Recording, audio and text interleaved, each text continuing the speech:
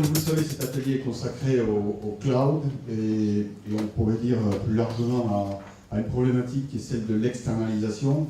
Alors c'est une problématique qui n'est pas nouvelle, mais qui prend une autre dimension avec le cloud. Externaliser un certain nombre d'activités, d'applications, de services, c'est une démarche qui n'est pas anodine pour les entreprises. Ça l'est encore moins dans le domaine de la santé. On va certainement y revenir avec nos deux intervenants. Il y a des problématiques tout à fait particulières. Vous le savez, vous lisez tout comme moi la presse, spécialisée ou pas, et le cloud est promis à un développement considérable, puisque les derniers chiffres que j'ai pu relever, pour ce qui est de la France, alors on parle toujours en chiffre d'affaires, mais il y a aujourd'hui plus de 2 milliards, 2,3 milliards d'euros qui ont été générés en 2011 par les activités cloud en France. En 2013, ce sera 3 milliards 500 millions d'euros qui seront générés par les activités cloud. Donc vous voyez que c'est une évolution assez rapide. Tout le monde s'y met, les éditeurs, les fabricants d'ordinateurs, les opérateurs télécoms, tout le monde se met à proposer, à monter et à proposer des solutions cloud. Je ne sais pas si Capgemini s'y met aussi, mais vous nous direz. Le marché, donc au niveau mondial, alors là les chiffres, c'est des taux de croissance de l'ordre de 30% par an. C'est aussi des chiffres considérables, hein, de 270 milliards de dollars dans le monde à horizon 2020. Donc on voit que le marché et les enjeux sont considérables, sont énormes. Alors le cloud dans la santé, c'est l'objet de notre atelier de ce matin. Je vous l'ai dit, déjà faire du cloud dans une entreprise traditionnelle, industrielle ou commerciale, c'est déjà une problématique en soi, avec des choses très très particulières, qui ne sont pas propres d'ailleurs au secteur industriel, au secteur de la santé. Hein. Je pense à la réversibilité. Vous externalisez les données, les applications. Si demain vous souhaitez les récupérer, comment ça se passe? Bon, c'est un élément important. C'est vrai dans les secteurs industriels ou commerciaux, c'est vrai aussi dans le domaine de la santé. Donc ce matin, on va essayer d'aborder, j'espère, avec nos deux intervenants, la problématique spécifique du domaine de la santé, bien sûr. Mais avant, on aura une vision un peu plus large du cloud et de ses enjeux, des avantages et aussi éventuellement des contraintes, voire des pièges à éviter. Quand on pense au cloud, on pense au piratage, on pense aux fuites de données, on pense aussi aux problèmes d'accès, hein, à la fiabilité de ce qu'on externalise, à la réversibilité, je l'ai dit, comment on récupère les données.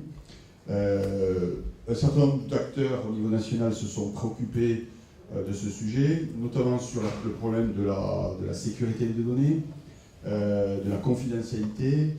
Je ne sais pas si vous avez vu ça, mais la Commission nationale d'informatique et liberté, la CNIL, a lancé une consultation fin 2011 sur ce sujet, pour savoir en gros comment les acteurs, hein, il y a aujourd'hui effectivement on va dire un manque de transparence en la matière, et la CNIL a voulu savoir comment les acteurs qui proposent des solutions cloud gèrent leurs données, où c'est que ces données sont stockées, comment elles sont entreposées, où elles sont entreposées, puisque aujourd'hui, il y a notamment dans un certain nombre de secteurs des données qui sont, avec un certain nombre d'acteurs qui sont stockées à l'étranger, pas forcément dans des pays où c'est pas des pays où il y a des dictatures, loin de là, mais ça pose quelques soucis, quelques problèmes. Sur la confidentialité, je rappellerai que, par exemple, Microsoft ou IBM, pour n'en citer que deux, s'engagent à, par contrat, à garder les données sur le sol européen, voire français, mais que, comme ces sociétés sont américaines. Elles sont, comme vous le savez, soumises par une loi américaine à remettre les données au gouvernement américain et aux agences notamment américaines si ces agences en font la demande. Donc, c'est-à-dire qu'elles peuvent héberger effectivement les données en France, mais qu'elles sont éventuellement dans l'obligation de remettre ces données à un gouvernement qui n'est pas le gouvernement français. Alors, autour de cette table, on a deux personnes. Je commence par Pauline Albouy qui finalement revient sur ces thèmes, puisque j'ai un peu espionné son CV et c'est une dame qui est née pas très loin de Castres finalement, je crois. Enfin, en tout cas, qui a fait ses études dans une ville qui s'appelle Groyer, puis à Albi, à Rascol. Après Rascol, il y a Toulouse, c'est ça, Fermat, et puis vous avez fait l'école des mines de Nancy. Après quoi, vous avez en 98 intégré Capgemini à Paris, et puis vous êtes aujourd'hui en poste Capgemini Sud à Toulouse, et vous vous occupez de tout le secteur santé, le conseil dans le domaine de la santé. Vous me disiez tout à l'heure, je suis dans tout ce qui ne vole pas. Alors vous nous en direz deux mots. Évidemment, quand on est à Toulouse, on s'intéresse d'abord à ce qui a des ailes. Donc vous nous direz ce que c'est, quel est le périmètre précis de votre fonction. Bon, Capgemini, pour ceux qui ne le sauraient pas, je le rappelle, c'est un tout petit groupe. C'est un des leaders mondiaux et européens, en tout cas des services informatiques et infogérance, présent dans 40 pays, un chiffre d'affaires 2011 de 9 milliards 600 millions d'euros, avec 120 000 collaborateurs. Donc je disais, c'est un tout petit groupe. Voilà. Alors à côté, on a Marc Etel qui est directeur du département production et ingénierie d'une société qui s'appelle Sys Valley, dont le siège est à Bordeaux. Cette société qui est elle-même une filiale, on peut dire comme ça, d'un groupe bancaire qui sont les caisses d'épargne d'Aquitaine. C'est une société de services informatiques. Là aussi, vous nous direz en deux mots ce que vous faites plus largement. Cette société a décidé de s'orienter, de se lancer dans du cloud pour proposer à ses clients une solution totalement externalisée. Vous êtes en charge plus particulièrement de ce département, de cette activité. Vous faites aujourd'hui 35 millions ou 32, ou 33, je sais plus, bon, de chiffre d'affaires, et vous avez 130 collaborateurs essentiellement sur Bordeaux, et puis également Toulouse, Montpellier et un peu Paris, c'est ça? Voilà. Bon, donc je vous propose qu'on rentre d'emblée dans l'atelier. Ce que je vous propose en termes d'organisation aussi, c'est de le faire le plus interactif possible, hein, de façon à éviter les présentations. Bon, il y a des slides et des présentations, mais on pourrait faire la présentation puis des questions. Enfin, on va essayer de faire, mais je pense que si vous avez des questions au moment de la présentation, il ne faut pas hésiter à le faire. C'est toujours mieux d'avoir une certaine interactivité et de poser les questions à chaud plutôt que de les garder pour la fin et de revenir avec des questions. C'est plus vivant, c'est plus interactif, c'est mieux. Voilà. 30 minutes pour la présentation avec des questions éventuellement qui peuvent se poser. Et après, on suivra par la présentation de Marc. Voilà. À vous. J'ai pas pris ces techniques, c'est bon? Oui, normalement. Oui. Alors, juste, j'ai préparé une dizaine de planches là, pour reposer quelques concepts et qu'on se mette d'accord sur de quoi on parle ce matin. Ça n'a pas du tout la prétention d'être un point de vue. C'est issu de travaux qu'on a fait avec nos collègues danois et néerlandais du nord de l'Europe qui se sont beaucoup intéressés à toutes les problématiques de dossiers patients partagés qui rentrent dans le plan, on verra tout à l'heure. Il y a quelques planches qui nécessitent, pour ceux qui sont très, très ancrés dans les opérations du système d'information de santé, de rêver un peu, de dépasser les limites qu'on peut connaître aujourd'hui, et une petite analyse à la fin de justement qu'est-ce qu'il faut faire et qu'est-ce qu'il faudrait faire pour attaquer, rentrer dans un vrai cloud santé qui apporte de la valeur à tous les acteurs de la chaîne. Voilà, donc comme l'a dit notre animateur, n'hésitez pas à m'interrompre et à poser des questions au fil de l'eau si vous en avez, en sachant que moi je ne suis pas du tout quelqu'un de technique, je m'intéresse à la valeur ajoutée pour le métier des solutions informatiques. Donc je pense que mon point intervenant sera beaucoup mieux habilité que moi à répondre à des questions d'ordre technique. Par contre, sur tout ce qui est quel est l'intérêt du cloud pour la santé, je pense pouvoir apporter quelques réponses. Voilà. Une première planche très très générale, mais qui mérite de reposer le contexte. Pourquoi on a besoin de changer de paradigme? On a deux dimensions. On a une dimension contextuelle qui est forte.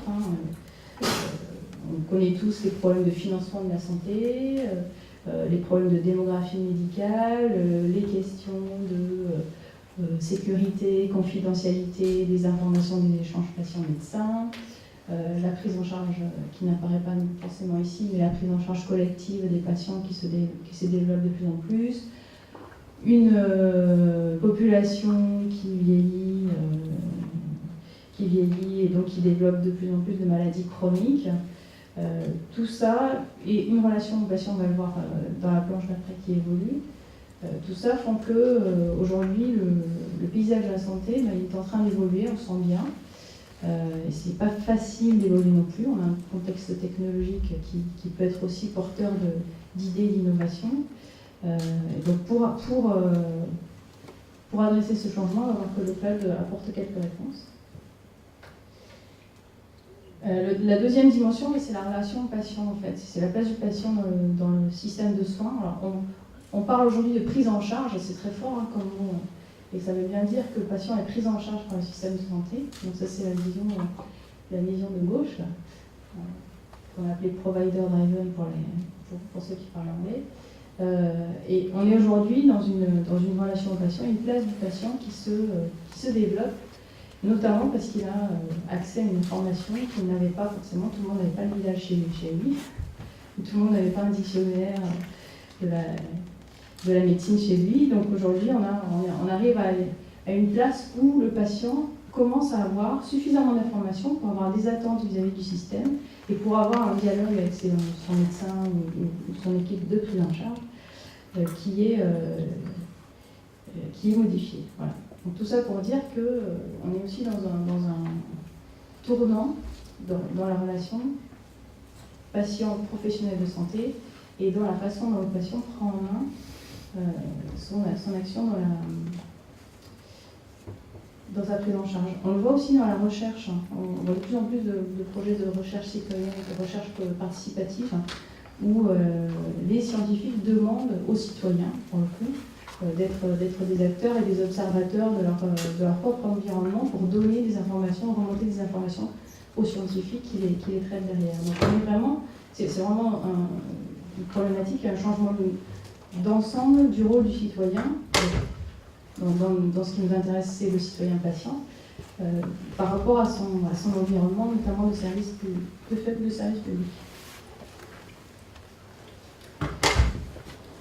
Ouais, ce qui fait qu'aujourd'hui, notre système de santé n'est plus vraiment adapté en fait, pour répondre à tout ça. On peut plus le payer, on a des caisses et c'est à peu près vrai sur l'ensemble des pays européens. On a des caisses de financement de la santé qui sont en déficit chronique, voire qui s'aggravent d'année en année.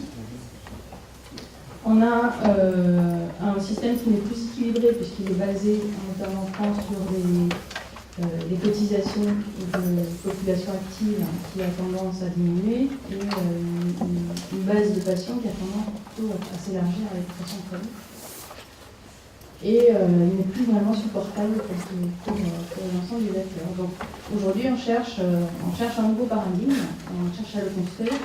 Et la place des technologies dans ce paradigme, elle pourrait être importante. Il faut qu'on arrive à bien l'appréhender. Est-ce que jusque-là, il y a des réactions? Vous êtes encore complètement endormis? Il n'y a pas d'avancée majeure. Alors les pistes de solutions qu'on arrive à définir, la première, c'est de développer des approches qui sont plus spécialisées, plus focalisées plus individualisées en fait, sur le patient, sa pathologie et sa pathologie dans son environnement personnel propre. On développe de plus en plus à avoir un bon équilibre entre la qualité des soins et les coûts. Ceux qui travaillent en établissement de santé, par exemple, peuvent être assez sensibilisés à ces problématiques-là. On a, je le disais tout à l'heure, des organisations qui s'ouvrent sur l'extérieur et des prises en charge collectives via des partenariats qui se formalisent sous la forme de GCS, par exemple, dans la santé, sous la forme d'équipes de prise en charge de patients hôpital-ville, qui complexifient, qui apportent un degré de complexité un peu plus important dans la façon dont on prend en charge les patients et tout ce qui est les interactions entre les différents professionnels, par exemple. Et puis, je le disais, le rôle du patient dans le dispositif, via tout ce qu'il peut avoir. On a tous des téléphones un peu intelligents sur lesquels on a des applis qui nous permettent de surveiller notre sommeil, de surveiller notre rythme cardiaque et de lever la main quand on a trop bu le soir. Mais en tout cas, de plus en plus, le patient est supporté jusque chez lui, jusque dans sa chambre à coucher, par des applications intelligentes qui lui permettent d'avoir des indicateurs intéressants pour surveiller, entre guillemets, son état de santé. Voilà. Moi, j'aime bien qu'il sonne parce que j'ai mon fils qui est malade en plus. J'aurais dû l'amener, c'est Edouard Forzy qui me disait tout à l'heure, vous auriez dû l'amener, il y a suffisamment de médecins ici pour qu'il se prenne en charge.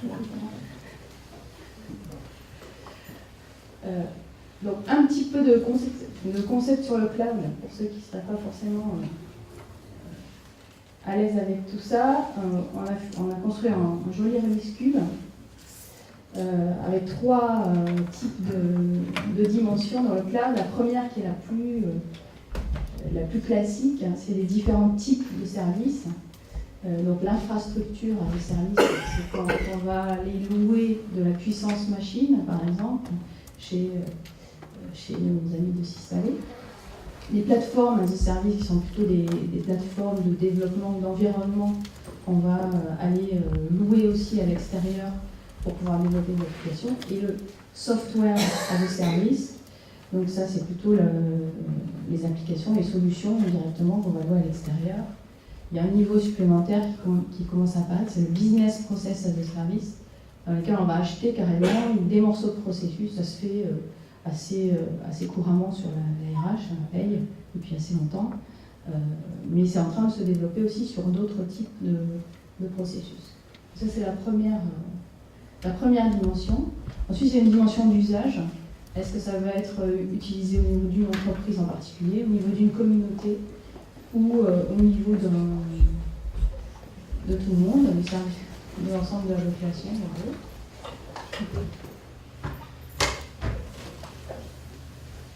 Et la troisième dimension, c'est la dimension du fournisseur de services, qui peut être soit totalement public, Google, Amazon, donc des gens qui vont proposer à tout un chacun de mettre nos données dans les nuages.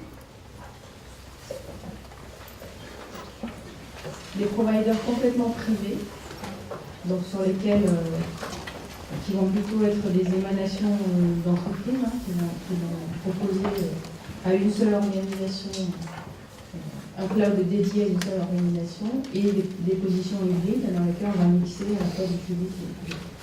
Donc ça sont les trois dimensions, les 3 composants du cloud. Les avantages couramment reconnus au cloud, c'est l'élasticité et l'adaptation de la dimension du système d'information à la demande. C'est la première et la plus évidente, le premier et le plus évident avantage. L'idée de pouvoir être configuré par des utilisateurs, on est beaucoup dans une spécialisation de métier et plus tellement technique, puisqu'en fait on se débarrasse de la technique pour l'amener à l'extérieur, on la fait gérer par des professionnels, et à l'intérieur des organisations, on se contente, entre guillemets, d'adapter les solutions aux spécificités des métiers. C'est quelque chose qui est complètement invisible pour les utilisateurs finaux. On verra tout à l'heure que pour les DSI, c'est pas tellement le cas. On a un paiement à l'usage, donc ça permet de variabiliser les coûts, avec les limites qu'on connaît sur la variabilisation des coûts, puisqu'il faut les maîtriser derrière. Je reviendrai sur le dernier point, l'avant-dernier point, parce que dans le domaine de la santé, c'est quelque chose qui est fondamental. Et évidemment, quand on met nos données dans le cloud, a priori, on ne sait pas où elles sont. Mais on peut y avoir accès tout le temps. J'ai une question, s'il vous plaît. Oui. Sur l'aspect confidentialité, a priori, que la confidentialité et la sécurité sont garanties par le provider, mais la confidentialité vis-à-vis de qui? Si on veut de la confidentialité vis-à-vis du provider, est-ce que c'est quelque chose que vous avez envisagé? Typiquement, on est sur l'hébergement d'informations. Donc il y a des solutions technologiques qui existent pour garantir, par exemple, sur tout ce qui est hébergement de bases de données, que l'hébergeur n'a pas accès aux informations, même s'il les héberge. Est-ce qu'il y a une démarche qui a été, ne serait-ce qu'envisagée, pour fournir ce genre de service au niveau du cloud? C'est-à-dire que vous hébergez mes données, vous gérez tout ça, mais par contre, est-ce que vous êtes capable de me donner une garantie que vos employés ne sont pas capables d'accéder aux informations que Normalement, c'est dans les hébergements de données de santé. Je vais peut-être laisser ici. On y viendra tout à l'heure, il y a une partie effectivement sur la confidentialité de la donnée à partir du moment où elle héberge. Et on va voir comment on le traite à la fois sur un aspect technique et surtout sur un aspect juridique relationnel avec le client et surtout qui porte la responsabilité. C'est un point effectivement très important. C'est-à-dire que si on rentre dans le technique, est-ce qu'il y a du chiffrement aussi vis-à-vis de l'hébergeur? En fait, c'est ça ma question. Est-ce que la confidentialité est assurée vers l'extérieur, mais aussi en interne? C'est-à-dire que globalement, est-ce que vous avez envisagé le fait qu'on puisse vouloir que même les employés de Capgemini, s'ils hébergent une données, ne puissent pas accéder? Et je ne parle pas d'authentification, je parle vraiment de confidentialité au niveau des données. Tout à fait, c'est une exigence de l'agrément sur l'hébergement de données de santé. C'est une exigence qui doit être portée notamment par le client dans le choix des applications qu'il fait. C'est quelque chose qui est très important, c'est-à-dire qu'à partir du moment où le client choisit une application, il doit choisir un système de base de données qui ont la capacité de faire du cryptage. Et à partir de ce moment-là, la donnée de santé est non accessible par les personnels du provider. À tel point que le provider est même a pour obligation d'avoir un médecin salarié qui a la capacité, lui, d'accéder à la data. Dans le cadre où il aurait besoin de le faire pour des opérations spécifiques, ça se fait sous le contrôle d'un médecin. Donc c'est très très codifié, très défini. Et très, c'est dans le décret. Non.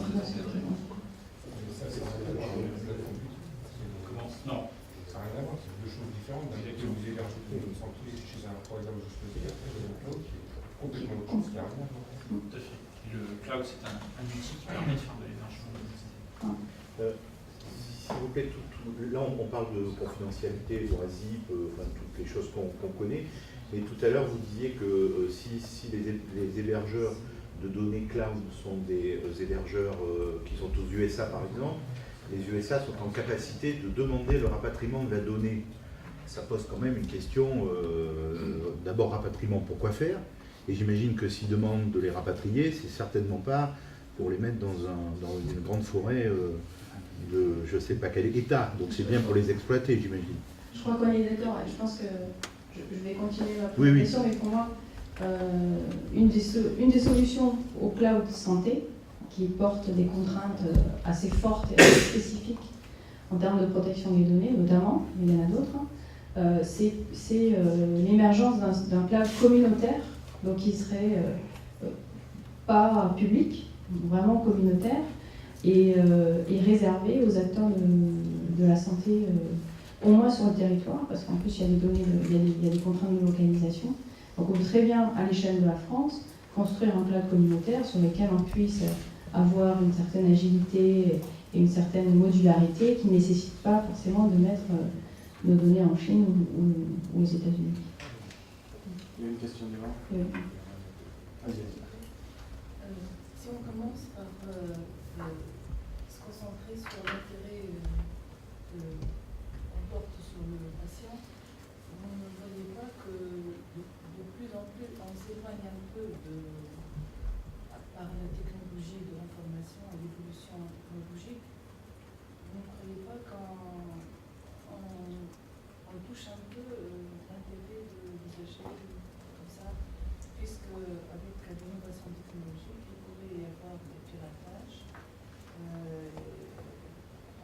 accéder au programme, même s'il y a un système d'informatique, nous savons tous qu'il y a des gens qui s'intéressent de plus en plus sur la dévoilation ou bien de l'intervention dans le système de façon très intelligente. Parce qu'en fait, les sociétés, ce sont des ingénieurs qui travaillent là-bas, qui développent les logiciels. Donc ils peuvent toujours développer les logiciels pour faire le contraire de ce qu'on dit. Oui, alors ça c'est lié à toute l'évolution technologique et technique d'ailleurs dans notre société. Hein. Effectivement, c'est l'usage qu'on en fait derrière. Au niveau technique, on va dire, et organisationnel, on essaie de mettre en place tous les dispositifs de sécurité autour des informations qui sont développées, mais avoir des informations, c'est aussi faire augmenter la richesse, à la fois côté soins, la capacité à bien connaître un patient, et côté recherche aussi, hein, faire avancer la recherche par une meilleure exploitation des données qu'on peut avoir aujourd'hui. C'est fondamental aujourd'hui. Mais c'est vrai qu'il faut avoir cette vigilance-là pour construire des systèmes qui soient le plus protégés possible, pour protéger les intérêts des patients. Maintenant, c'est vrai qu'on ne va pas mettre les données de santé sur Google ou sur Amazon. En tout cas, les problèmes de sécurité et de confidentialité, c'est central. On poursuit. Alors, voilà, quelques idées pour quelques intérêts pour la santé et un certain nombre du développement du cloud et des approches intégrées en intégrant. Donc le cloud, c'est intégrer des composants venus d'ailleurs, entre guillemets, et gérer ailleurs, dans un système d'information.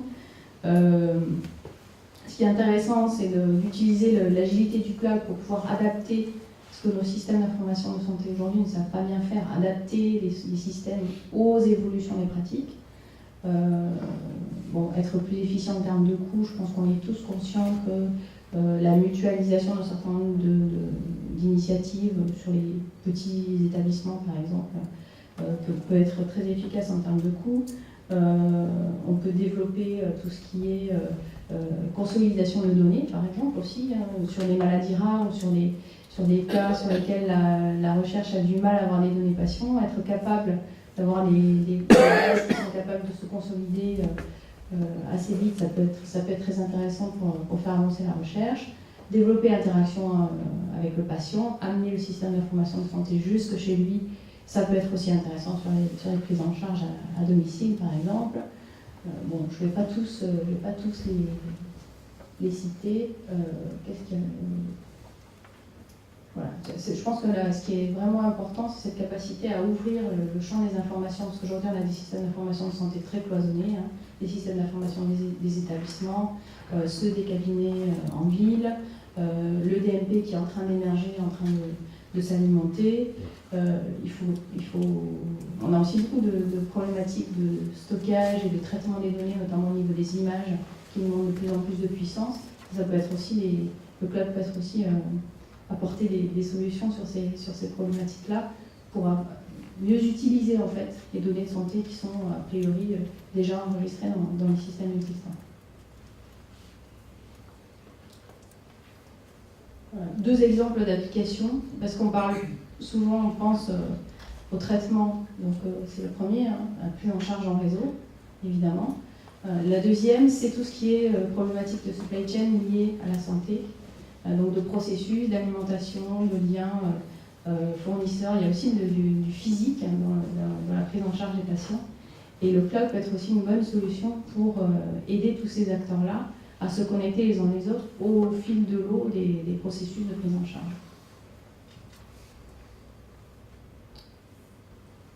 Voilà, alors là, j'ai pas mis 6 vallées, mais c'était intentionnel. Parce que je me suis dit qu'ils parleraient beaucoup mieux d'eux que moi.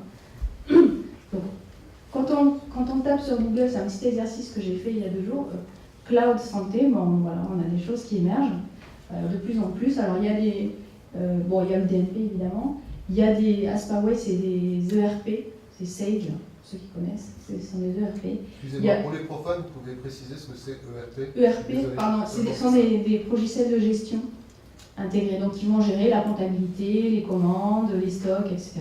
au niveau des établissements. On a aussi des solutions de santé, donc solutions à service par exemple, qui sont des solutions qui gèrent tout le périmètre d'un établissement de santé, hein, la partie logistique comme la partie médicale. Axigate, c'est pareil. Blue Congo, c'est plus sur les problématiques de gestion des événements indésirables, donc, qui étaient mises en place à la PHP et la PHM. EasyCrypt.net, bon, ça c'est les messageries sécurisées. DXLab, donc ça c'est les systèmes de gestion des laboratoires. Donc on commence à voir effectivement des acteurs qui sont installés et qui ont des contrats sur ces problématiques de software as a service. Donc ce sont des établissements souvent qui vont aller louer l'utilisation de ces solutions-là pour leurs labos, pour leur clinique, etc. Et j'ai rajouté les ENRS quelque part, donc les espaces numériques régionaux de santé, qui doivent être des intégrateurs et qui doivent être des facilitateurs en fait, d'entrée dans le cloud. Je vais y revenir sur la page après. Non, sur la page encore après. Alors les limites du système aujourd'hui, j'en ai fait 4 familles. Il y en a une qui sont les limites liées à la façon de prendre en charge les patients aujourd'hui. Donc vraiment, je pense que l'écueil essentiel, c'est le manque de référentiel et de protocole, même si on commence à avoir des choses qui évoluent. La prise en charge des patients n'est pas quelque chose de très normé et que ce manque de normes peut expliquer pas mal des difficultés des projets systèmes d'information, notamment au niveau des établissements de santé par exemple actuels, et est aussi, un frein à l'entrée dans le cloud de manière assez vive. On a parlé des règles de confidentialité des données, etc.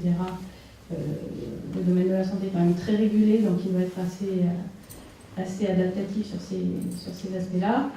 Des limites liées à le caractère même des applications de santé aujourd'hui.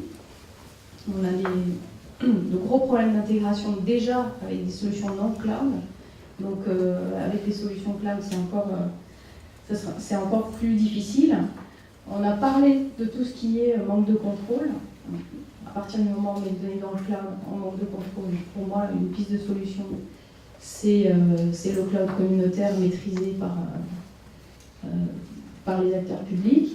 Et une autre famille de limites sont tout ce qui est impact sur la façon de faire des directions des systèmes d'information, des acteurs de l'informatique dans le système de santé, puisque ça remet en cause toutes les habitudes qu'on a de relations avec les fournisseurs, puisqu'on a des fournisseurs qui sont différents et qui fonctionnent différemment. On va délivrer des projets de manière très différente, on va être plus sur des approches de type agile que sur des approches de type 18 mois de cahier des charges, 3 ans de développement et 5 ans de déploiement. Et ça a des forts impacts aussi sur la façon de s'organiser des directions des systèmes d'information.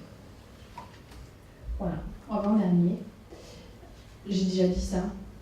Moi, ma solution à moi, enfin, celle au sein du réseau santé Capgemini on privilégie, c'est la construction d'un cloud communautaire sécurisé et maîtrisé pour pouvoir apporter à l'ensemble des acteurs de santé des solutions qui conviennent à leurs contraintes et qui leur apportent de la valeur.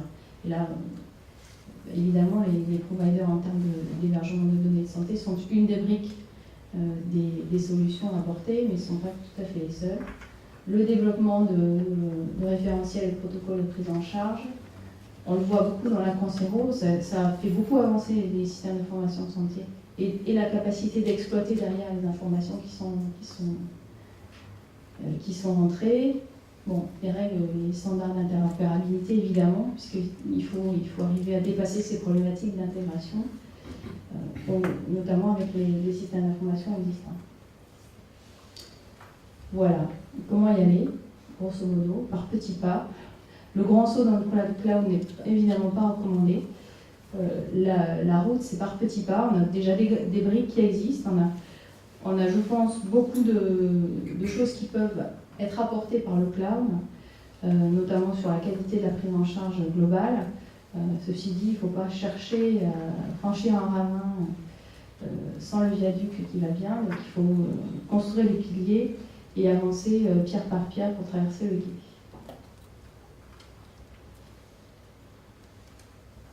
C'est bon? Je suis trop longue. Sinon j'aurais fait ainsi. Ouais, une question. Je peux poser une question parce qu'on n'est toujours pas arrivé au stockage numérique du livret médical, on va l'appeler comme ça. Actuellement, on n'est toujours pas arrivé.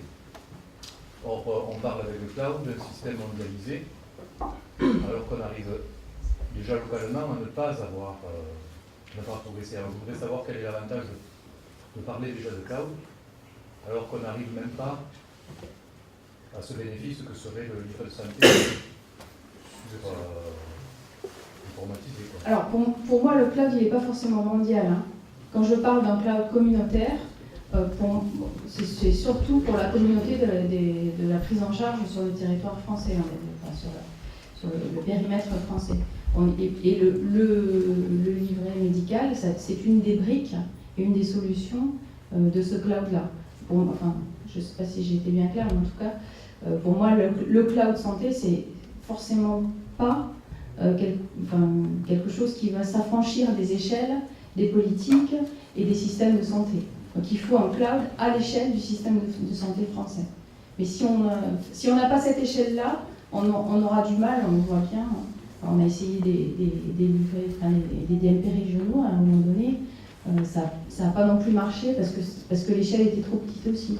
Donc je pense que la vraie solution, c'est construire ce cloud communautaire à l'échelle de la politique de santé française et de proposer des solutions aux acteurs de la santé à l'intérieur de ce cadre-là. Est-ce qu'alors vous pouvez mieux définir, parce que peut-être je suis venu venir là-dedans, le cloud, qu'est-ce que c'est vraiment? Le cloud est multiforme. Il y a plusieurs. Parce qu'on n'a pas besoin d'aller en Chine, on a parlé tout à l'heure de Chine et États-Unis, on n'a pas besoin d'aller en Chine et aux États-Unis pour gérer. Je suis tout à fait d'accord avec vous. On n'a pas besoin d'aller. Ceci dit, on a quand même besoin d'avoir un espace de système d'information de santé qui soit ouvert et transverse aux organisations et aux acteurs de la santé. C'est ça qu'on cherche à construire via le cloud, parce qu'il y a un cloud particulier qui serait normé et maîtrisé, puisqu'on a besoin de proposer aux professionnels de santé des solutions qui leur permettent de décloisonner la prise en charge et de décloisonner l'organisation des soins aujourd'hui. Voilà. Donc pour moi, ce que j'appelle le cloud communautaire, c'est un cloud qui n'est pas public, qui n'est pas forcément open. On peut très bien mettre en réseau, par exemple, nos hébergeurs de données de santé agréés et construire quelque chose qui nous affranchisse un peu de savoir où est-ce qu'on met nos données, mais par contre, on sait qu'elles sont dans un périmètre maîtrisé et contrôlé. Docteur Lehmann, du CHU de Montpellier, je suis perplexe là encore sur la présentation. D'une part, j'ai l'impression que le cloud, excusez-moi, là je n'ai pas du tout en cause votre présentation, mais en ce moment on se lève le matin avec du cloud, on déjeune avec du cloud, on se couche avec du cloud à la radio, sur internet, à la télévision. Ça devient un petit peu fatigant. On a l'impression, disons, qu'il y a une espèce de mode et de force promotionnelle à laquelle, avec beaucoup d'enthousiasme, vous contribuez. Et derrière, je m'interroge quand même. J'ai l'impression, à travers votre présentation, qu'il y a une confusion totale entre la structure et les fonctions. Et moi, je dois dire, en tant que médecin, ça me gêne. La structure, le mode de partage, le mode de stockage et le mode de partage d'une information, c'est une chose. La façon dont on décide de s'organiser entre êtres humains pour partager cette information et traiter les patients, c'en est une autre. Ça fait 20 ans en France qu'on parle de dossier médical commun, de dossier médical partagé, ainsi de suite. Ça fait 20 ans qu'on sait que les enjeux ne sont pas techniques, ils sont politiques. Donc là-dessus, à la fin de votre intervention, je n'ai toujours pas de réponse. En quoi est-ce que ce fameux concept de cloud, dont je n'ai d'ailleurs moi non plus pas compris vraiment la substance, pas compris, j'exagère un petit peu volontairement, en quoi est-ce que ce fameux concept va pouvoir faire avancer les choses, sachant qu'à mon avis, les obstacles ne sont pas technologique. Alors, je suis tout à fait d'accord avec vous sur le constat et sur la nécessité de faire évoluer le système. J'ai pas dit que le cloud allait révolutionner la prise en charge. Il me semble avoir parlé de tournant, transformation shift, je l'ai en anglais mais je ne l'ai pas en français. Donc vraiment ce point d'inflexion dans lequel le système de santé doit arriver. Voilà. Et évidemment, le cloud va permettre d'apporter des briques et de permettre un certain nombre de choses, mais ce n'est pas lui qui va révolutionner la façon de prendre en charge. Une question. Oui, Antonio Guel. Pour moi, le cloud, ça reste nébuleux. Hein, c'est la définition du cloud. Et très nébuleux. Très nébuleux. Et j'ai une question. Est-ce que dans votre réflexion, vous avez intégré des professionnels de santé? Je ne parle pas de professionnels de santé qui restent dans un bureau H24 et qui voient un patient tous les 36 du mois. Des gens qui sont au contact des malades, des infirmiers, etc., etc.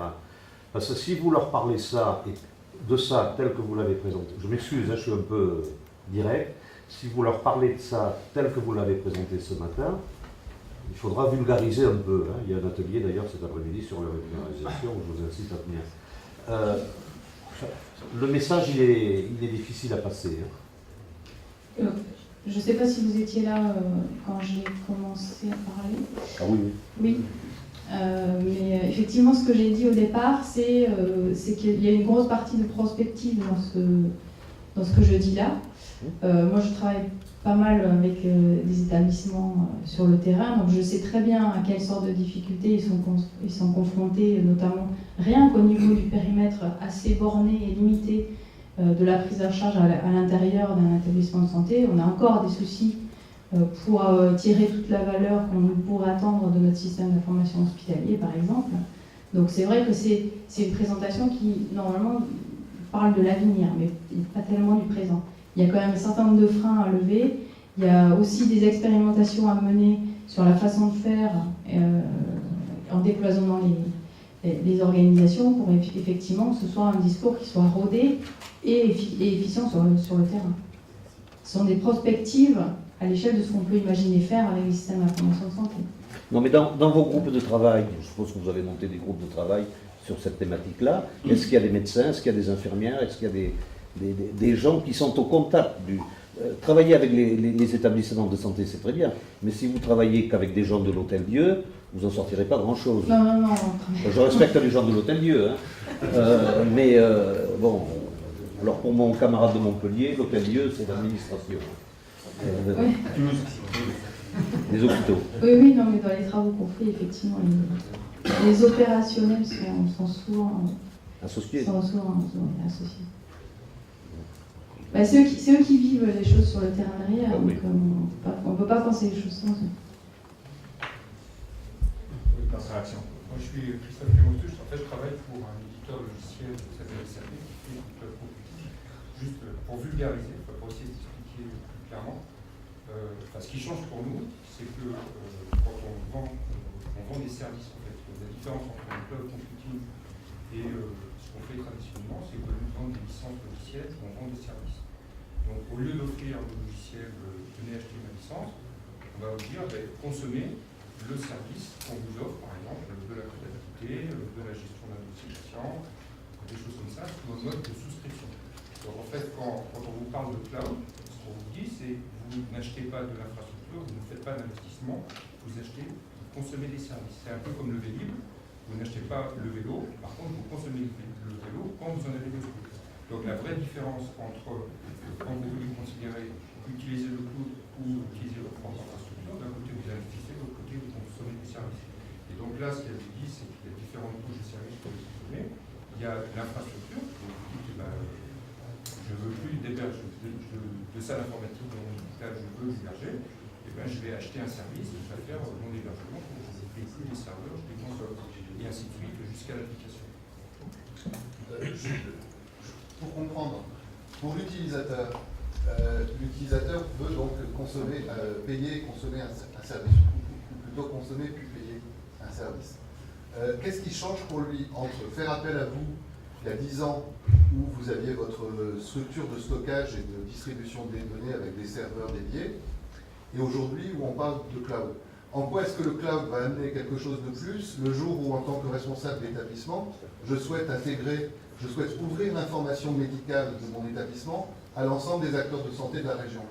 En quoi est-ce que ça change quelque chose pour moi qu'on parle de cloud aujourd'hui par rapport au fait qu'on parlait de salle de serveur située à 30 km, 100 km, il y a 5 ans? J'ai toujours pas compris ce point. Là aussi, après, ce qu'il faut regarder, c'est les conditions d'exploitation. Donc, je parle, avant, je travaillais dans d'autres industries. C'est aujourd'hui dire, je vais maintenir un service, un système d'information opérationnel 24 heures sur 24, 7 jours sur 7, avec 300 000 utilisateurs au bout, avec des données de santé qui sont localisées, où personne ne doit accéder, etc. C'est quelque chose qui est c'est quasiment inabordable pour n'importe quel hôpital. Si on veut vraiment faire avec les référentiels mondiaux de référence, c'est quasiment inabordable. Donc aujourd'hui, si vous êtes un qualité de service, la solution, ce service que je ne peux pas construire moi-même, j'ai intérêt à l'acheter à quelqu'un qui sait faire. Donc il l'a industrialisé à l'échelle européenne, mondiale, française, régionale, etc. Pour répondre à votre question, pour l'utilisateur, ça ne change pas grand-chose. C'est surtout pour les informaticiens et la façon de délivrer des solutions vers les utilisateurs, c'est surtout les informaticiens qui sont impactés.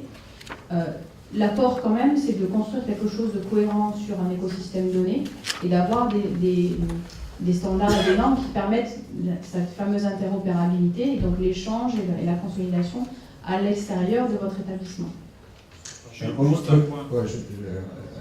un point par rapport à ça, par contre, en fait, le cloud, c'est quelque chose qui est très marketé. C'est vrai que nous utilisons toute la journée, encore plus pour nous. Oui.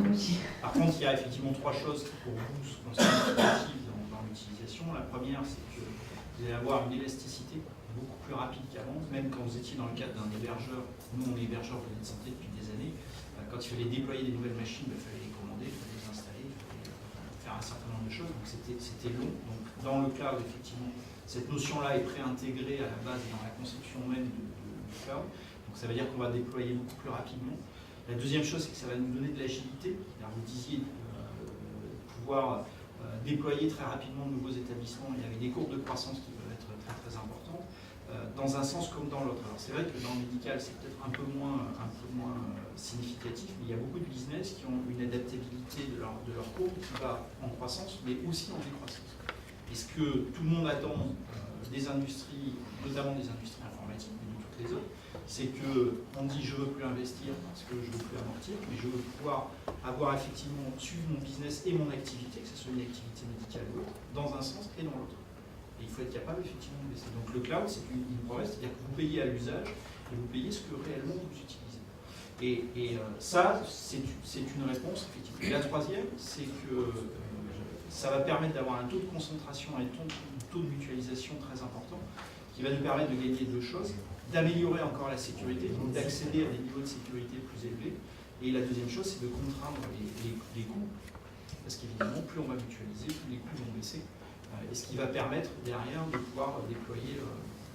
Pour moi, les 3 choses significatives que vous, en tant que professionnel de santé, vous allez ressentir, peuvent être, les apports du cloud peuvent être boostés. C'est une bonne transition avec la présentation technique à laquelle on va passer.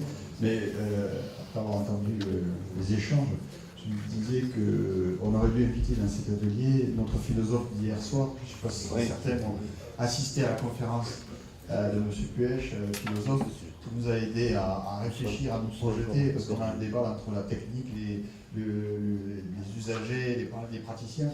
Et bon, ça aurait été intéressant que la vision du philosophe nous éclaire, parce qu'effectivement, de temps en temps, on est sur des débats qui tournent un peu en rond, mais on oublie, il disait hier, d'ouvrir la fenêtre. Voilà, je pense qu'on pourra y revenir tout à l'heure si vous le souhaitez. Leur tour.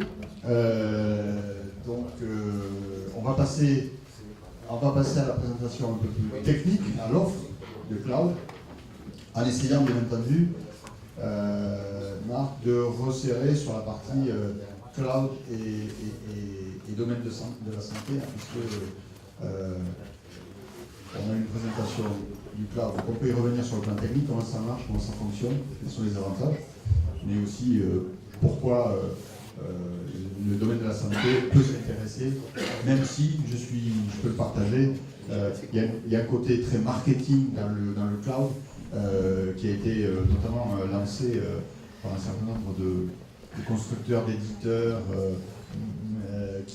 c'est un moyen de pousser un système, mais au-delà de l'aspect marketing, il y a une vraie réalité, il y a de vrais avantages, et aussi quelques contraintes, notamment pour le domaine de la santé, donc cas pratique, si j'ose dire, avec Cisen. Très bien, donc merci à tous. Donc je vais vous présenter, m'appuyer sur deux petites présentations. Une première chose qui est purement l'hébergement de données de santé. C'est quelque chose, comme je le disais tout à l'heure.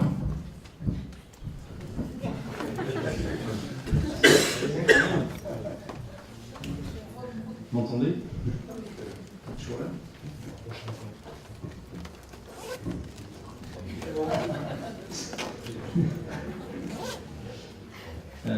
Donc une première présentation qui est purement liée à l'hébergement de données de santé et aux contraintes, on va dire, technico-légales de l'hébergement de données de santé. Et après, je vous ferai un petit point sur la partie justement cloud et quels sont les apports du cloud et comment ils peuvent le faire. Donc nous, on fait l'hébergement d'informatique depuis plus de 15 ans, l'hébergement de données de santé depuis plusieurs années. On a l'agrément de l'ASIP depuis 2010, donc depuis le début de cet agrément. Et c'est quelque chose que l'on fait sans le cloud depuis longtemps. Donc l'idée, c'est de vous présenter effectivement comment ça fonctionne et notre vision. Donc c'est une présentation un petit peu technique, donc n'hésitez pas à poser des questions. Si ça devient trop technique, vous m'arrêtez, on passe au slide d'après. On va essayer d'adapter au public varié de ce matin. Alors très rapidement, CIS Valais, donc on fait partie d'un groupe qui s'appelle Aquitaine Valais, qui est détenu par les caisses d'épargne Aquitaine Poitou-Charentes. Et on a une filiale qui s'appelle Orsud Valais, qui est une filiale industrielle qui fait la production, notamment pour le monde bancaire, sur les impressions en très grand volume. Donc c'est pour vous donner quelques chiffres. Donc 130 salariés pour CIS Valais. On a 50 experts techniques, 30 développeurs, 5 agences, 32 millions d'euros de chiffre d'affaires et 4 data centers dans le Grand Sud-Ouest. Donc ça c'est un point important, c'est qu'on a des infrastructures qui sont franco-françaises. Donc on a 2 data centers en mode campus sur Bordeaux et 2 data centers pas très loin dans la région, sur Castres. Ce qui explique aussi notre présence ici aujourd'hui. Et on opère évidemment sur tout le territoire français cette activité d'hébergement. Donc je vous le disais, on a obtenu l'agrément HDS le 28 juin 2010 et on est aussi certifié ISO 9001. Donc c'est un contrat, un agrément assez fondateur pour notre entreprise, qui nécessite beaucoup d'organisation et des moyens très particuliers. Et c'est quelque chose qui est suivi d'année en année. Et là, on vient d'avoir le renouvellement de cet agrément il y a quelques jours. Alors, on va rentrer directement dans les dispositions qui sont liées à l'hébergement de données de santé. Donc ça, c'est, comme je le disais tout à l'heure, le cloud n'est qu'un outil pour faire un certain nombre de choses. Là, la première des problématiques, c'est de dire je suis un professionnel de santé, ou pas d'ailleurs, mais en tout cas, j'ai des données de santé à caractère personnel, c'est comme ça que c'est vu. Je décide, pour X raisons, d'externaliser ces données, où que ce soit. C'est-à-dire que ce soit par exemple chez un autre professionnel du domaine de santé, la problématique est exactement la même. Si je décide d'externaliser mes données, je dois le faire dans un cadre qui est défini. Donc un hôpital régional par exemple qui hébergerait d'autres petits hôpitaux ou d'autres petites structures ne peut pas le faire s'il n'a pas l'agrément de l'hébergement de données de santé. Donc c'est quelque chose qui est défini, qui est très clair en France et qui définit les règles d'hébergement. Alors ces dispositions, je les ai représentées sur un schéma qui est très technique, qui est un schéma technique qui présente l'organisation que nous avons mis en place sur un plan technologique pour pouvoir héberger de la donnée de santé. Donc vous avez deux zones qui sont représentées, une zone à gauche qui s'appelle le data center principal et le deuxième qui est le data center de secours. Et on va, à travers un certain nombre d'équipements techniques, apporter des points qui sont fondamentaux. Le premier, c'est la confidentialité. Donc c'est effectivement de s'assurer que les données sont chiffrées. Chiffrer des données pour les néophytes, ça veut dire qu'effectivement elles sont triturées avec des algorithmes qui font que si la personne n'a pas la clé, ces données ne sont pas lisibles. C'est exactement la même chose que pour la donnée bancaire. Oui, question. Oui, c'est un peu la même, on revient sur le fond de ma question tout à l'heure. Le petit carré... Essayez de parler plus fort, s'il vous plaît. Alors, on revient sur ma question de tout à l'heure. Le petit carré confidentialité, il est positionné sur la zone front office. Ça veut dire, si je comprends bien, vous m'arrêtez si j'ai tort, que les données sont confidentielles entre effectivement la personne qui accède et l'interface d'accès à votre architecture. Non, du tout. C'est global.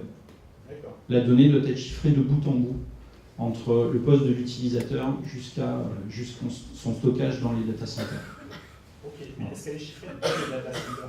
Excusez-moi. Est-ce qu'elle est chiffrée dans le data center? Oui. Merci. Deuxième point, c'est la partie traçabilité. Donc ça, c'est une exigence. Héberger de la donnée de santé veut dire qu'on doit tracer tout ce qui est opéré sur la donnée. Donc il y a des équipements qui sont mis en place. Nous fournissons des solutions qui permettent de stocker toutes ces traces. Donc l'hébergeur est responsable de toutes les traces qui sont liées à l'identification d'utilisateurs sur les systèmes. C'est-à-dire que quand quelqu'un s'authentifie et va circuler à travers les applications, à travers les systèmes, il va laisser un certain nombre de traces. Nous récupérons ces traces, et ces traces sont stockées pendant 1 an et sont mises à disposition en cas de besoin pour pouvoir effectivement analyser qui peut intervenir sur telle ou telle donnée. Vous avez d'autres traces qui sont générées par les applications.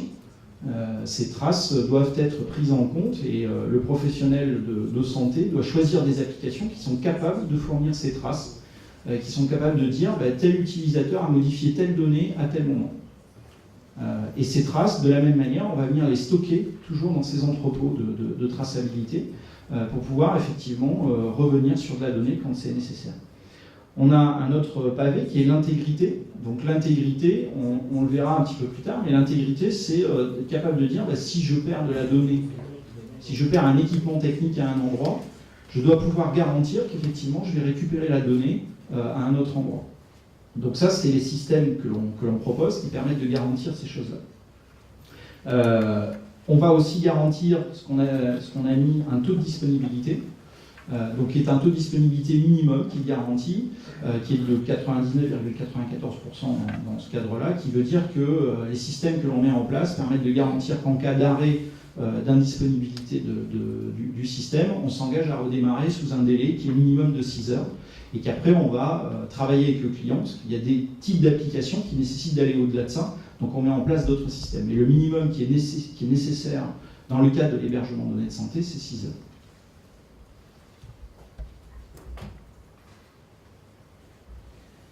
Alors, c'est vrai que la mode est au Sharp, il y a très peu de mots. Là, pour le coup, on s'est un peu raté. Mais effectivement, il y a des... Je vais essayer d'extraire à l'intérieur quelques mots. On a fait 2 charts qui sont le fait de dire l'hébergement de données de santé, c'est d'abord régi par un contrat. On est effectivement dans une société de droit maintenant, il y a beaucoup de contrats. Donc, nous disposons d'un contrat spécifique pour l'hébergement de données de santé qui est déposé à l'ASI et qui est signé sur chaque dossier avec les gens qui nous confient ces types de données. Donc il y a des dispositions qui sont clairement identifiées comme étant des dispositions qui révèlent de la responsabilité, qui relèvent de la responsabilité de l'hébergeur et qui relèvent de la responsabilité du client. Donc on essaye de les résumer sur cette charte-là. Donc ce que effectivement nous proposons, nous, c'est la réplication des données, donc ça on l'a vu, c'est-à-dire que chaque fois qu'une donnée est inscrite dans un data center, elle est recopiée dans un deuxième data center, et on garantit ainsi que si on perd le premier, on va retrouver la donnée sur le deuxième. La traçabilité, on l'a vu. L'affectation de personnel qualifié, donc on a des personnels qui sont identifiés, donc nous les personnels qui ont accès au système, et je ne parle pas à la donnée, mais au système qui ont de la donnée de santé, sont des personnels qui sont déclarés auprès de l'ASI et qui sont donc identifiés avec des logins très particuliers. La limitation de l'accès aux locaux, donc effectivement il y a des problématiques de sécurisation d'accès aux machines. Vous avez des nécessités autour du le besoin d'avoir un plan de secours. Donc un plan de secours, c'est ces fameuses 6 heures dont je parlais, c'est toutes les dispositions techniques qui sont prises, qui sont présentées aux clients, qui sont testées régulièrement, pour être capable de dire, je vous garantis et je suis capable de vous démontrer que si je perds un système, je peux redémarrer sur l'autre dans un délai qui est défini. Vous avez aussi des contrôles, qui sont des contrôles trimestriels de qualité des prestations. Donc on définit un certain nombre de critères qui sont suivis avec notre client, et on va suivre l'évolution de ces critères, on va tester ces critères régulièrement pour effectivement confirmer qu'on est toujours dans le bon niveau de sécurité, de qualité et de performance. Donc ça, ce sont un extrait des dispositions qui sont liées à l'hébergeur et que tout client doit exiger de son hébergeur. Et ensuite, il y a des dispositions qui sont liées au client. Alors, on y vient, c'est la notion effectivement de chiffrement des données. Donc ça, c'est très très important. La donnée doit être chiffrée de bout en bout, depuis le poste de l'utilisateur jusque dans la base de données. Ça, c'est une responsabilité qui est sur le client. Qui veut dire quoi? C'est que quand un professionnel de santé choisit une application pour gérer de la donnée de santé, il doit s'assurer qu'elle s'appuie sur des systèmes de base de données qui ont ces fonctions-là. Ça veut dire quoi? Ça veut dire que nous, on a des opérateurs sur les bases de données qu'on appelle des DBA, donc qui sont des gens très techniques, qui travaillent vraiment dans le cœur de la base de données pour pouvoir faire toutes les opérations nécessaires pour le maintien en condition opérationnelle de ces données. Quand on est dans le cadre de bases de données qui ont ces aspects-là, ces fonctions-là, l'opérateur ne voit absolument rien. C'est-à-dire à la place des noms, à la place des informations, il voit des étoiles. Il peut faire toutes les opérations qu'il veut dessus, mais il ne voit pas la donnée. Et ça, c'est vraiment natif sur le produit. C'est-à-dire que quand vous choisissez un produit qui a de la donnée, qui va héberger de la donnée de santé, et que vous voulez le mettre à l'extérieur, vous devez absolument vérifier que vous êtes sur une information qui est une base de données qui est cryptée. Donc tous les grands éditeurs travaillent avec des bases de données, évidemment, qui amènent ces fonctions-là. Mais il faut faire attention sur des petits produits. Alors c'est vrai que la donnée de santé, c'est large. La donnée de santé à caractère personnel, ça peut être sur des périmètres assez larges. Donc des fois, on peut se faire avoir sur des applications, on va dire, un peu périphériques, qui ont de la donnée de santé et qui n'ont pas ces fonctions-là. Donc ça, c'est une responsabilité du client. Bon, il y a des déclarations, évidemment, préalables auprès de la CNIL.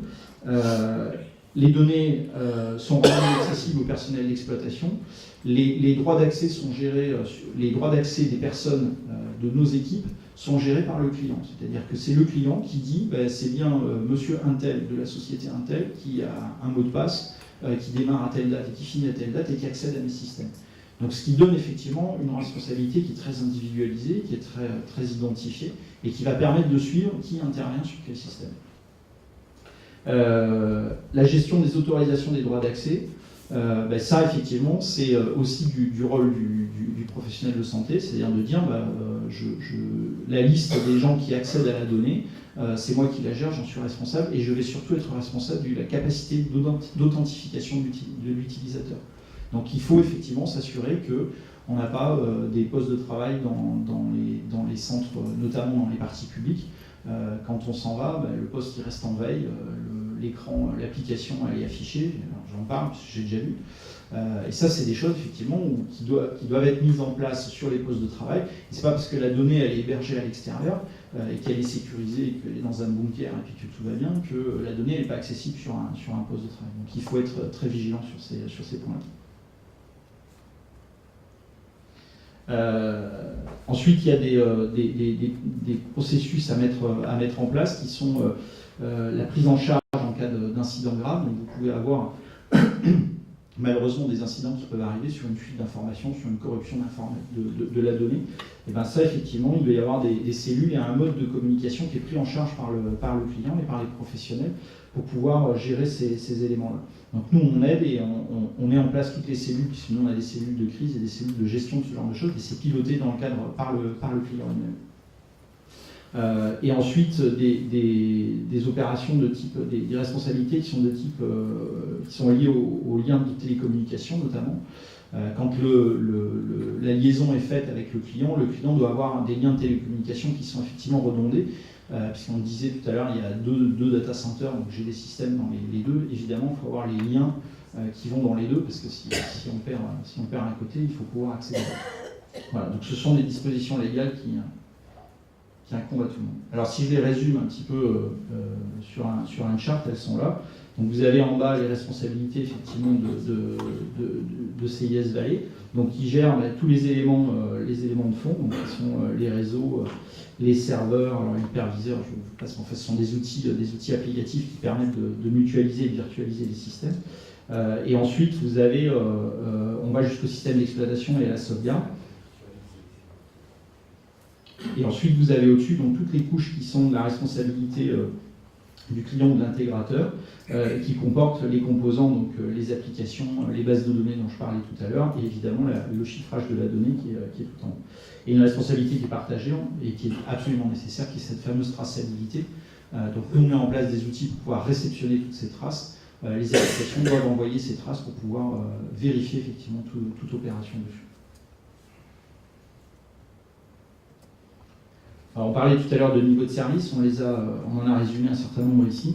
Donc le taux de disponibilité des applications, donc ça c'est les niveaux de service qu'on prend nous vis-à-vis de nos clients sur lesquels on s'engage. Donc des taux de disponibilité sur la plateforme. Une GTR, c'est un terme informatique qui est la garantie de temps de rétablissement d'une infrastructure. Vous avez un taux de rétablissement qui est inférieur à 4 heures, une garantie d'intervention qui est de 2 heures sur les incidents bloquants.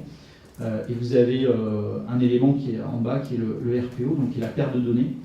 Donc c'est la perte de données maximale autorisée sur un système, donc ça qualifie tout système information. Dans le cas de l'hébergement de données de santé, le chiffre est de 0, donc au moins c'est clair. On ne peut pas perdre de données de santé, donc on doit mettre en place des infrastructures qui permettent de le faire. Voilà, juste 2-3 exemples. Alors pour vous situer un petit peu, quels sont nos types de clients. Donc on a des professionnels de santé, donc des gens comme Pavillon de la Mutualité qui travaillent avec nous, qui sur Bordeaux, qui travaillent avec nous depuis des années, qui avaient des problématiques techniques, qui sont venus à l'externalisation bien avant les processus d'agrément et autres, mais parce qu'ils avaient des problématiques qui étaient très techniques liées à leur bâtiment, liées au fait qu'effectivement ils avaient des soucis pour pouvoir héberger leur informatique. Donc plutôt que de faire des investissements lourds, en plus ils sont vraiment en plein centre, ils ont décidé d'externaliser leurs moyens. Donc on les a accompagnés dans cet élément, ça fait de nombreuses années. Donc ça, ce sont des gens avec qui on travaille qui sont directement des professionnels de santé. Mais on a aussi beaucoup de clients qui sont des éditeurs. Donc ils sont des éditeurs d'applications complètement spécifiques. Donc vous avez des gens comme Implanète ou comme Globule, qui est une application qui fait de la gestion de cabinets médicaux. Et en fait, ces éditeurs, qu'est-ce qu'ils vont chercher? Ils vont dire, eux, leur problématique, c'est de transformer l'achat et la vente de licences, effectivement, comme disait monsieur, sous format « je vous vends mes licences et puis après vous les appliquez », à les transformer en « je vends un usage ».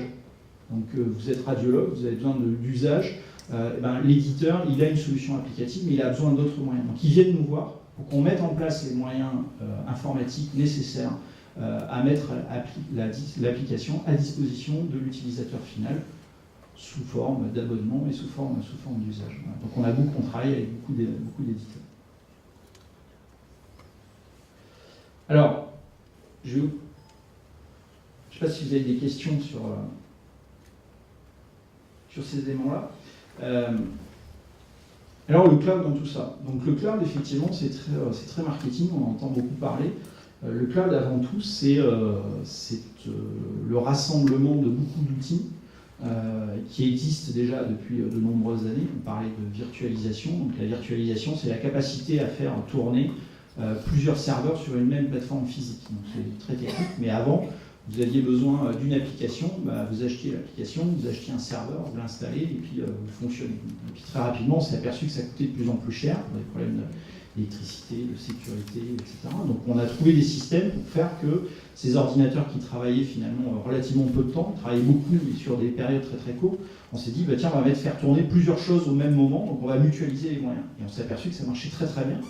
Puisqu'actuellement les taux de mutualisation sont de l'ordre de 50 à 60, c'est-à-dire que sur une même plateforme physique, on arrive à faire tourner 50 à 60 serveurs. Donc évidemment, vous voyez tout de suite le premier avantage qui est financier, qui est de dire, même si effectivement la machine coûte un petit peu plus cher, je vais pouvoir faire beaucoup de choses. Donc ça, ce principe de virtualisation a été repris dans le cloud. Et le cloud, en fait, on a rajouté par-dessus des outils qui permettent, ce dont je parlais tout à l'heure, cette agilité, cette automatisation et la capacité d'installer très facilement des applications. Donc il se traduit par l'utilisateur, je veux une nouvelle application, comme vous faites, citez une marque avec Apple par exemple, vous allez dans la boutique, vous choisissez une application, vous la téléchargez sur votre terminal, vous payez un usage et vous pouvez l'utiliser. Voilà. Avant, dans le monde de l'informatique, c'était beaucoup plus compliqué. Donc ces usages-là, ils sont en train d'arriver sur l'informatique professionnelle et on va le faire effectivement avec des outils type cloud computing. Alors, un slide extrêmement technique, mais qui va expliquer beaucoup de choses, qui est là, c'est pourquoi acheter une vache si vous avez besoin de lui. Donc, c'est exactement ça, c'est de dire ce dont vous avez besoin en tant que professionnel de la santé ou en tant que professionnel de tout type de métier, c'est plus d'acheter des infrastructures informatiques, parce que ça n'intéresse plus personne, à part nous, mais c'est de dire, moi j'ai des patients, j'ai un métier bien spécifique, et ce que je veux c'est un usage, et c'est de pouvoir avoir cet usage au moment où j'en ai besoin, avec les données dont j'ai besoin. Donc le cloud, ça permet d'accélérer ça, ça permet d'aller encore plus loin par rapport à des systèmes d'externalisation, on va dire un peu plus old school. Donc les caractéristiques d'un cloud, est-ce que ça amène je disais tout à l'heure, c'est l'élasticité. Donc cette capacité effectivement à suivre l'évolution d'une activité. Vous déployez effectivement des nouveaux sites, vous déployez une nouvelle application, vous avez une croissance d'activité sur un domaine ou sur un autre. Vous voulez être garanti qu'effectivement ça va suivre et que les systèmes informatiques vont le suivre. Donc ça, le cloud doit permettre ça, sinon c'est pas un vrai cloud. Les coûts contrôlés, donc on le disait, avec la mutualisation des ressources et des effets d'échelle très très importants, notamment avec cette virtualisation. Un système informatique donc beaucoup plus agile et surtout une facturation à l'usage. Voilà. Donc ça, c'est les promesses du cloud et c'est ce qui est en train d'arriver. Donc je l'ai expliqué tout à l'heure, vous avez ici un petit chart qui présente en mauve là, une courbe qui est une courbe d'activité qui représente n'importe quelle activité. Vous avez des marges d'escalier. Ces marges d'escalier, c'est la représentation de l'informatique à l'ancienne, c'est-à-dire j'investis, j'amortis. Donc pendant une durée X, j'ai des systèmes qui ont été achetés qui sont beaucoup trop puissants par rapport à mon utilisation réelle. Et puis j'arrive en saturation, donc là pendant un moment ça coince, il faut que je retrouve des budgets, je réinvestis à nouveau. Voilà. Et la courbe en vert, c'est la courbe du cloud, qui est de dire je m'adapte et j'adapte ma puissance informatique et mon utilisation, et mes ressources à l'utilisation réelle que j'ai. Et ce qui est intéressant, c'est de voir qu'effectivement, cette courbe, elle monte et elle descend. Il y a l'hébergement au sens hébergement de données de santé, comme on le faisait et comme on le fait encore nous. On est sur des engagements longs avec des infrastructures qui sont définies, avec des notions d'amortissement. Et l'informatique, le coût peut monter, mais il baisse très difficilement. Parce qu'effectivement, on est engagé sur des durées. Le cloud permettra effectivement d'avoir cette baisse, parce que les ressources informatiques que vous libérerez en diminuant votre activité, seront réutilisés pour un autre client. Donc c'est cette mutualisation qui va faire qu'effectivement, on va arriver à des coûts qui vont baisser, tout en améliorant les niveaux de sécurité. Donc tout à l'heure, on parlait effectivement des trois types d'usage du cloud. Donc l'infrastructure as a service, donc là c'est j'achète effectivement, donc ça s'adresse à des professionnels type un éditeur par exemple. Il va acheter chez nous de l'infrastructure as a service. Il va acheter des serveurs, il va installer ses propres applications et il va les revendre sous forme de service. Vous pouvez avoir des choses comme le logiciel à la demande, le SaaS. Ça, de manière simple, vous avez besoin de faire du traitement de texte, par exemple, sans citer le produit. Jusqu'à maintenant, vous aviez chez un professionnel informatique, vous achetiez un logiciel, vous l'installiez sur votre poste et vous fonctionnez. Maintenant, vous pouvez aller sur Internet, vous mettez votre numéro de carte bleue et vous utilisez l'application sans avoir rien à installer. Voilà. Ça, c'est software as a service. J'achète un usage. Vous avez besoin de faire des bulletins de paye. Vous n'êtes pas obligé d'acheter des serveurs, des logiciels, de les installer, de paramétrer, etc. Vous pouvez dire, moi, j'achète la prestation, ça me coûte X euros par mois et par bulletin de paye, et je fais faire cette prestation à l'extérieur. Ça, c'est le software as a service. C'est le logiciel que l'on paye à l'usage. Voilà, donc vous avez les différents modèles de responsabilité. Vous avez celui à droite, effectivement, le software as a service. Bah là, le professionnel avec qui vous achetez est responsable de la totalité des couches jusqu'à l'usage. Et on va voir effectivement comment ça se transforme sur l'hébergement de données de santé. Et à l'opposé, à gauche, vous avez, vous avez l'informatique traditionnelle installée dans les entreprises ou dans les hôpitaux ou autres, où effectivement le client était responsable de la totalité, y compris des couches basses jusqu'à la donnée. Et c'est un système qui a effectivement ses limites technologiques, parce que ça devient de plus en plus difficile, ça devient très complexe de gérer une informatique, et puis des implications financières, parce que gérer 2 salles informatiques avec des onduleurs, des groupes électrogènes, des systèmes anti-incendie, du personnel en 24/24, 7/7, etc.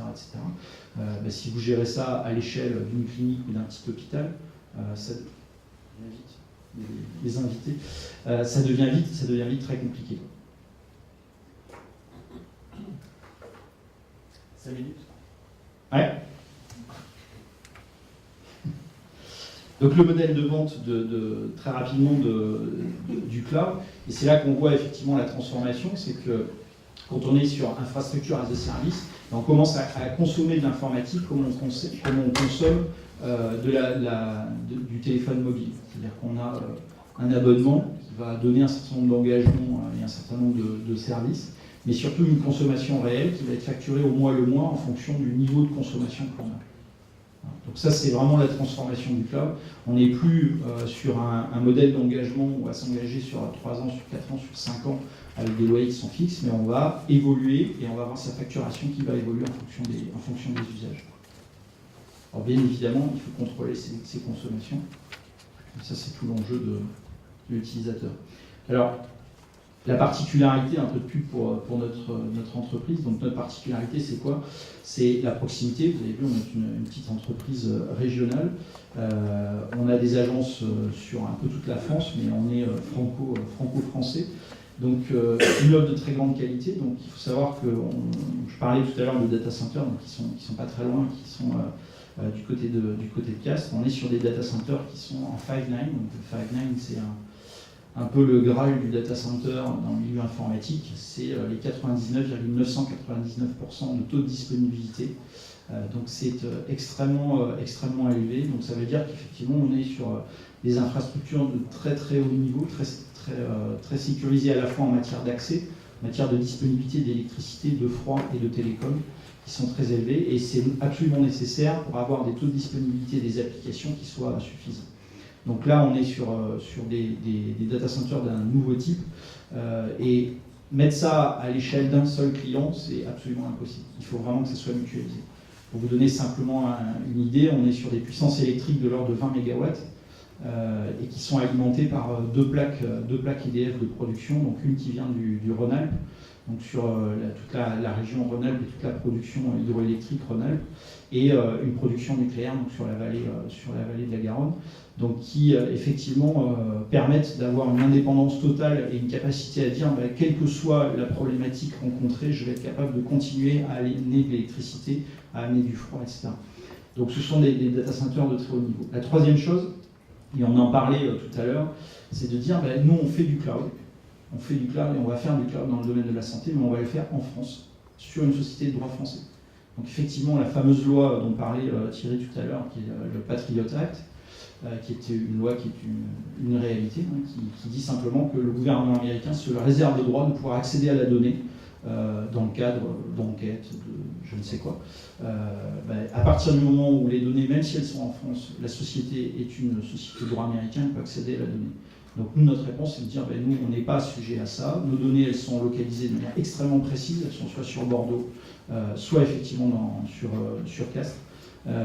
Et les données sont garanties comme étant identifiées. Et ça, c'est une des responsabilités du client, qui est de dire, je dois savoir où est ma donnée. Si vous mettez des données dans un cloud qui est complètement non géolocalisée, comme j'ai l'habitude de le dire, effectivement, vous ne pouvez pas savoir où est votre donnée, de quelle manière elle est sécurisée et de quelle manière elle circule entre le cloud et vos opérateurs. Voilà. Et un dernier point, c'est qu'effectivement, on utilise une solution de très haut niveau, qui est une solution FlexPod, qui est une solution qu'on est en train de déployer, qui est le consortium en fait, de 3 grands opérateurs technologiques qui sont Cisco, qui est un opérateur télécom mondialement connu, NetApp qui fait la partie stockage, et le stockage de la donnée est extrêmement important sur la donnée de santé, à la fois parce que vous l'avez vu, on a des contraintes de sécurité importantes, et aussi parce que vous êtes générateur d'un niveau d'une accélération des volumétries qui est absolument considérable. Les technologies, notamment d'imagerie médicale, font des progrès considérables. Le problème, c'est que c'est toujours des facteurs qui sont non pas linéaires, mais qui sont vraiment exponentiels. Et on est sur des volumes de données sur, par exemple, un examen, un IRM ou autre, qui sont absolument considérables et qui vont continuer à s'accélérer parce que la technologie fait des progrès sur les lecteurs, sur tous les scanners. Effectivement, c'est pour nous encore plus de volume de données à gérer, des contraintes sur les aspects télécom aussi. Donc c'est vrai qu'il faut adapter et il faut être sur des niveaux de sécurité très élevés. Alors, juste, je vous passe quelques slides parce qu'il m'a dit 5 minutes. Vous avez tout compris? Alors, juste un dernier point, je conclurai là-dessus. Si on revient maintenant et si on dit, bon, alors maintenant, ok, j'ai du cloud et comment je fais de la donnée de santé, comment ça se résume sur mes responsabilités. Vous avez à gauche le cloud au sens, on va dire, assez natif et assez classique, qui est le IaaS, Infrastructure as a Service. Donc ça, c'est n'importe quel client qui veut acheter de la machine virtuelle chez nous ou chez n'importe quel opérateur, ça se développe de plus en plus. Le client, effectivement, va acheter avec sa carte bleue des machines qui vont être montées. Il va les avoir à distance. Qu'est-ce qu'on a écrit? Le Couloud, hein? Oui. Ah, je suis fatigué, Il y a un mot de trop. Ouais. Et donc, ensuite, il va installer ses applications. applications. Rajouter un deuxième. C'est cool de donner aussi. Le cool cloud. Et donc là, le client est responsable du reste des opérations. Dans le cadre de l'hébergement de données de santé dans le cloud, on est obligé de rajouter un certain nombre de choses. C'est-à-dire, au-delà de l'hyperviseur, on va rajouter des éléments qui sont la sécurité et la traçabilité, et qui ne sont pas optionnels dans le cadre de l'hébergement de données de santé.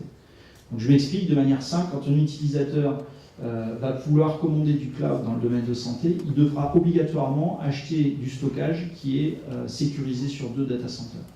Il n'aura pas la possibilité d'en acheter sur un seul. Donc ça, c'est des choses qui doivent être embarquées dans l'offre de base pour être sûr que, quelles que soient les opérations qui sont réalisées, elles sont réalisées dans un cadre qui est sécurisé. Voilà. Juste à temps. Juste maintenant, on vient de me rappeler à l'ordre. Merci. Il y a peut-être, on va prendre 1 ou 2 questions ou interventions. Je vois un doigt qui se lève, 2. Bon voilà, les 2 premiers ont raison. Allez-y. Petite question sur l'archivage et la traçabilité. Vous avez parlé tout à l'heure de la conservation simplement pendant 1 an de la traçabilité. Oui. Ça m'étonne un peu quand même, ça. Parce que c'est important de savoir à quel moment, pendant toute la durée de la vie du dossier, quelqu'un est intervenu. Et la deuxième question en corrélation, qu'est-ce que vous faites des données qui sont interprétées ou éventuellement effacées à un moment par un opérateur justement qui est venu les modifier? Alors là, c'est effectivement des problématiques très, très techniques. Il y a plusieurs choses. Il y a la notion... premièrement, pour répondre sur votre première question sur l'aspect de la traçabilité, ce que je vous donne là, ce sont les engagements minimums nécessaires, obligatoires dans le cadre de l'hébergement de données de santé. À chaque dossier, à chaque client que l'on a, on va définir quels sont les engagements qu'ils souhaitent. Donc la traçabilité, on a des clients où il y a une traçabilité perpétuelle et on n'efface pas les données. Je suis désolé, mais a priori, au comité d'hébergeurs, la traçabilité doit être totale et permanente. Enfin, moi, c'est ce que j'ai compris. Je siège au comité des hébergeurs et c'est ce que j'ai compris a priori. C'est pour ça que je vous pose la question. Je suis très étonné de cette durée d'1 an. D'accord, bah, écoutez, Ça ne peut pas être contractuel, puisque ça, c'est de votre responsabilité, c'est pas de celle du client. D'accord. Mais je vérifierai ce point-là, mais pour moi, effectivement, de base dans le contrat, c'est un... Pour le reste, qu'est-ce que vous faites? Alors, il y a deux choses. Il y a une notion de garantir la disponibilité de la donnée. Donc ça, c'est effectivement des systèmes qui sont en réplication permanente, ce qu'on appelle du PCA, donc qui permettent effectivement de sécuriser la donnée. Ensuite, il y a une notion de sauvegarde de la donnée. Donc là, les données sont extraites et sont posées sur des supports qui sont des supports fixes. Et là, la donnée est conservée pendant toute la durée du contrat, et tant qu'on est effectivement en contrat avec le client. Donc on est capable de revenir sur des données qui sont antérieures aux données présentes sur le système. Je crois que c'est pas, en fait, on va pas dialoguer là, mais le contrat, il va au-delà de ça, hein, parce qu'en fait, vous devez conserver et transvaser toutes les données à un moment ou à un autre, et elles doivent tout le temps être accessibles, même si votre client n'est plus votre client. Ce sont des données quand même qui concernent le dossier médical pour la plupart, donc elles doivent continuer à être accessibles. Alors, si effectivement le professionnel de santé n'est plus notre client, on applique une réversibilité et l'ensemble de ces données lui sont fournies pour pouvoir effectivement ensuite continuer. C'est la fameuse réversibilité. Je voulais simplement dire aux professionnels de santé, Jean et M. Montpellier, particulièrement, que ce qui devrait être évident, c'est que le cloud est une mutualisation des compétences informatiques. Tout comme le généraliste dans son cabinet se bat un peu avec son PC, mais qu'il y a un énorme saut de compétences avec un service hospitalier d'informatique, ça veut dire que vous avez un réservoir de compétences qui est bien plus grand que ce que vous pouvez imaginer. Parce que le problème, c'est que l'informatique, c'est aussi complexe que la médecine, et que vous ne pouvez pas vraiment vous payer suffisamment d'experts pour penser à tout. Et que les gens qui travaillent dans un hébergeur genre Six Valley apprennent des choses non seulement sur votre système, mais par leurs autres clients. Je suis tout à fait rassuré là-dessus, mais je replace le cloud là où il a ses raisons d'être, dans le cadre d'une technologie, dans le cadre d'une transaction économique, et certainement pas dans le cadre de la résolution de problèmes politiques entre différents acteurs de santé. Oui, mais quand la politique bouge, c'est bien de ne pas être limité par la absolument. Grâce au cloud, on est très heureux parce qu'on ne sera pas limité effectivement par des questions technologiques.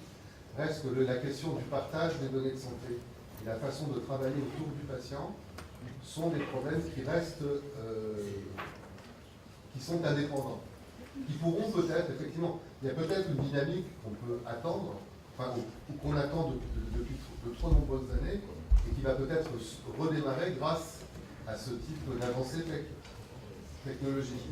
Moi, j'en sais le premier heureux, j'ai toujours milité tout ça, pour une ouverture, disons, de l'information médicale. Mais une fois de plus, là, le discours est bien clarifié, et je suis très heureux parce que jusqu'à maintenant, ceci depuis plusieurs mois, ça me semblait, il me semblait y avoir une confusion quand même entre les deux parties que j'ai énoncées. Et si je peux me permettre, mademoiselle, votre diapositive avec les deux bambins au centre, et puis les petits nuages bleus, d'un bleu layette un petit peu autour, est tout à fait charmante, mais de mon point de vue, elle contribue à cette ambiguïté. Elle est un peu trop vendeuse, si je peux me permettre. Ça, c'est un avis tout à fait amical d'un médecin qui, effectivement, est un peu gêné par ce genre d'approche. Mais j'aime beaucoup le bleu layette quand même. C'est pas la couleur, c'est pas la couleur qui est gênante, hein, si j'ai bien compris. Bon, bah, on va laisser là le débat et l'échange. En fait, on va laisser la politique, elle n'est pas rentrée. Mais le vivre ensemble est souvent un vrai sujet au-delà de la politique. Merci aux intervenants. J'espère que le cloud aura quand même pour nous moins de secret.